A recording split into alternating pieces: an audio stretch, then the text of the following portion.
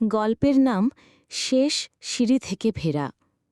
সন্ধ্যা ছুঁয়ে ছুঁয়ে একটা সময় রাফি ছাদে দাঁড়িয়ে চুপচাপ আকাশ দেখছিল।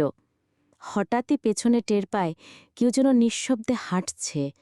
সে ঘুরে দাঁড়ায়, কাউকে নেই, অথচ গায়ের লোম খাড়া হয়ে গেছে, কেমন যেন ঠান্ডা হাওয়া বয়ে যায়।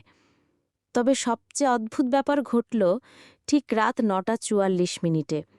ছাদের কোণায় থাকা পুরনো পানির ট্যাঙ্কের পাশ থেকে একটা ফিসফিস করা আওয়াজ ভেসে এলো, ফিরে যা, নিচে নেমে যা, এবারও তুই বেঁচে যাবি, কিন্তু সব সময় না। রাফি এক ঝটকায় ঘুরে দাঁড়ালো, বুক ধুকধুক করছে, কিন্তু কেউ নেই। ঠিক তখনই ছাদের লাইট বন্ধ হয়ে যায়। অন্ধকারে কেবল একজোড়া চোখ জল করে তার দিকে তাকিয়ে থাকে।